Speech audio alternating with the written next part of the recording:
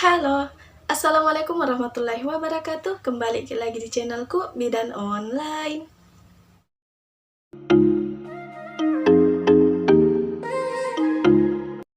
Di video kali ini, kita akan membahas tentang induksi persalinan. Tapi sebelum itu, untuk teman-teman yang baru datang di channel ini, jangan lupa untuk klik tombol like, klik juga tombol subscribe, dan jangan juga lupa untuk aktifkan ikon notifikasi atau gambar lonceng, karena masih ada banyak hal yang akan saya bahas di video selanjutnya, jadi jangan sampai ketinggalan. Terima kasih. Hai Moms!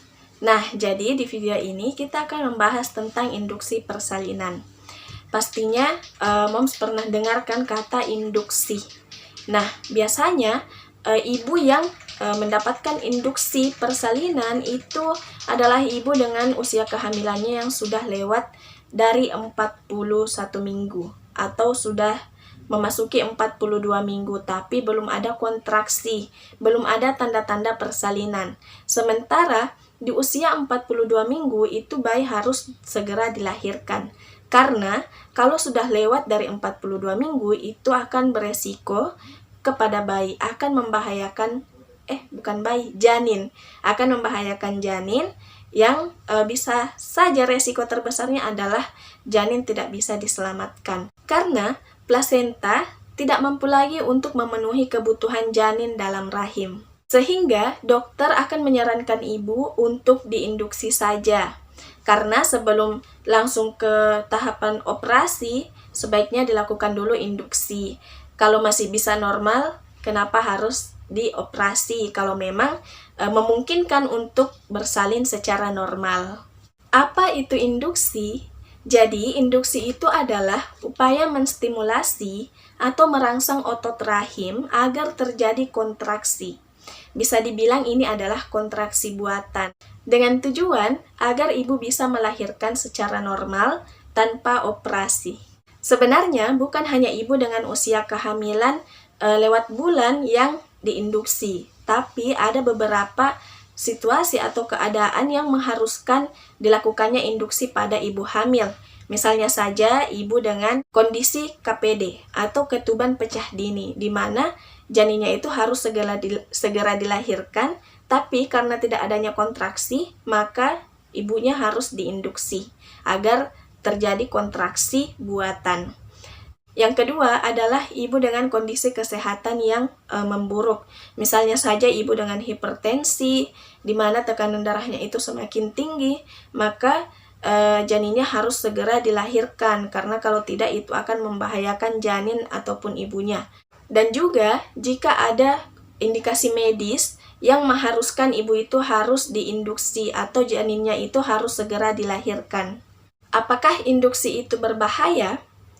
Sebenarnya sebagian besar induksi persalinan itu berjalan lancar dan tanpa masalah. Tapi kita tidak boleh jauh dari resiko atau kemungkinan yang terjadi jika dilakukan induksi. Sebelumnya saya ingin sampaikan dulu bahwa induksi tidak selamanya ibu yang diinduksi itu langsung merasakan kontraksi. Ada juga yang namanya gagal induksi. Gagal induksi itu suatu keadaan di mana ibu itu sudah diinduksi, tapi belum ada kemajuan untuk persalinannya, belum ada kemajuan untuk kontraksinya, sehingga itu yang namanya gagal induksi.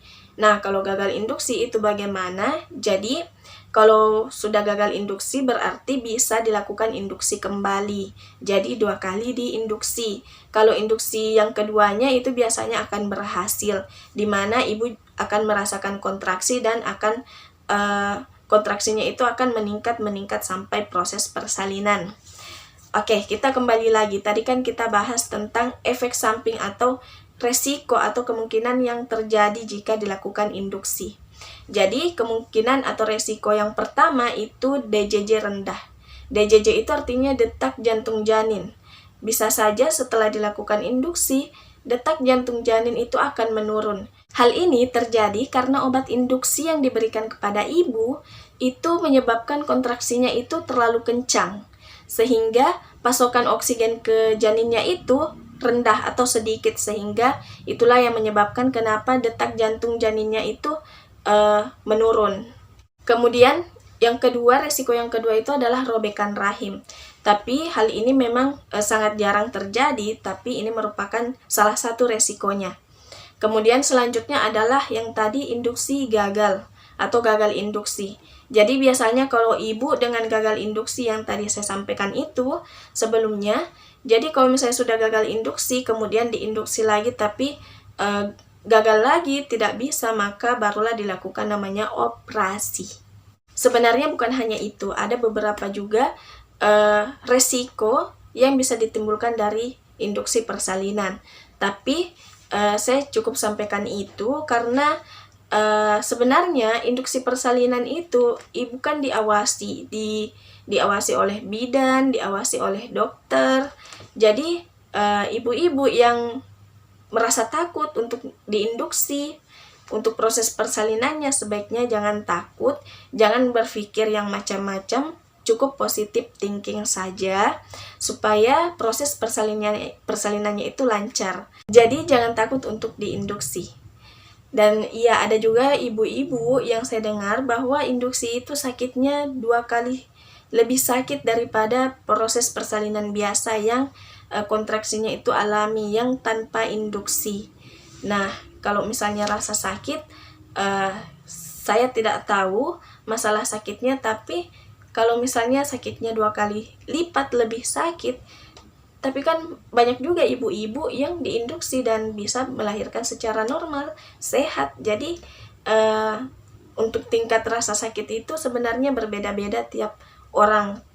Rasa sakitnya sama, tapi orang yang menerima rasa sakit itu responnya berbeda-beda. Oke, mungkin sekian dulu dari video saya, semoga bermanfaat. Kalau teman-teman merasa video ini bermanfaat, jangan lupa untuk klik tombol like dan share agar banyak orang yang mendapatkan manfaat dari video ini. Terima kasih. Dan saya ingin menyampaikan untuk teman-teman yang ingin bertanya, bisa DM di Instagram saya, akan saya cantumkan di deskripsi. Dan untuk teman-teman yang ingin menyarankan untuk video selanjutnya, bisa tuliskan di kolom komentar. Oke, terima kasih banyak. Wassalamualaikum warahmatullahi wabarakatuh.